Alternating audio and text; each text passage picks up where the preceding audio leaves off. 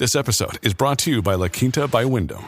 Your work can take you all over the place, like Texas. You've never been, but it's going to be great because you're staying at La Quinta by Wyndham. Their free Bright Side breakfast will give you energy for the day ahead. And after, you can unwind using their free high-speed Wi-Fi. Tonight, La Quinta. Tomorrow, you shine.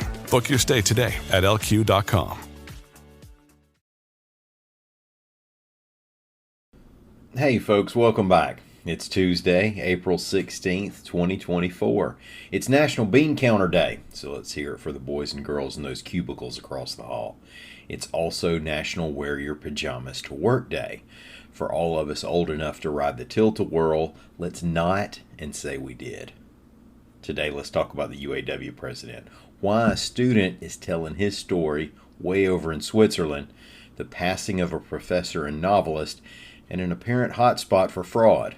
I'm Mike Morgan, and we're down in Alabama.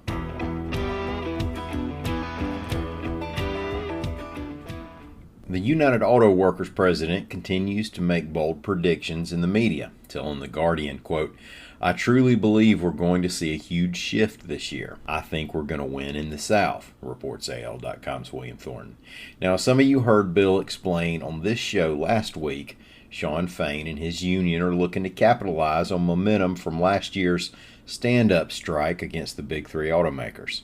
Volkswagen plant workers in Chattanooga, Tennessee are set to vote in a few days over whether to unionize. The National Labor Relations Board may soon set an election date for the Mercedes-Benz plant in Tuscaloosa County, and the UAW is organizing a union drive at the Hyundai plant in Montgomery. Around 30% of the workers there have signed union cards. Well, a student who was removed from classrooms at Paul Bryant High School in Tuscaloosa is meeting with leaders at the United Nations in Geneva, reports AL.com's Savannah Tryons-Fernandez. Now, according to information supplied by the student and his family, there was an incident at school in which 8 grams of marijuana was found in a car. Several people were in the car, including the student at hand, identified as CJ. CJ denied that he had anything to do with it.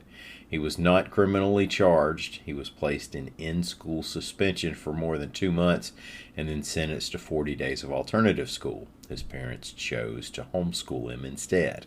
The school system won't respond to specifics about a student's record. Savannah and AL.com had the story last year, along with reporting that determined that black students were twice as likely to be removed from schools as white students. Alabama is one of a few states that do not guarantee the use of due process in school discipline. CJ and his dad have been advocating to have that changed, and now they're taking the case to the world in Geneva.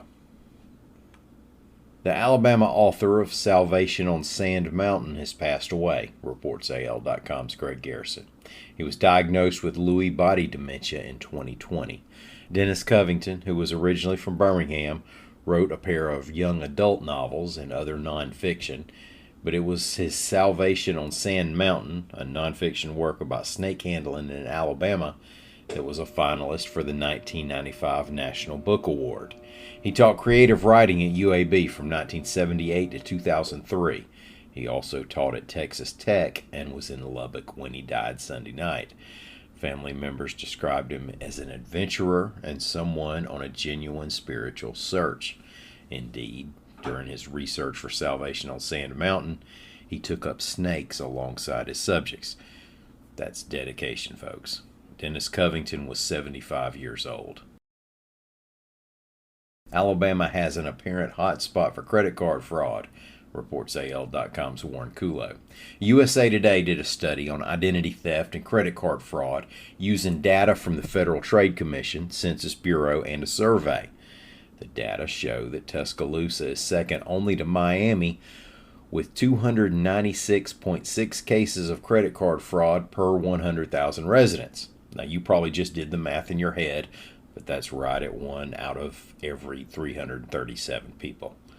It's a growth industry in Tuscaloosa, apparently.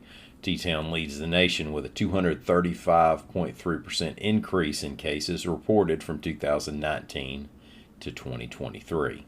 Plus, Tuscaloosa was second to only Atlanta in fraud cases not related to credit cards. Thanks, everybody, so much for listening. Enjoy your day, hopefully with your daytime clothes on. We'll be back here again tomorrow. Until then, Come by and see what we're doing anytime you want to. We're on the World Wide Web at al.com.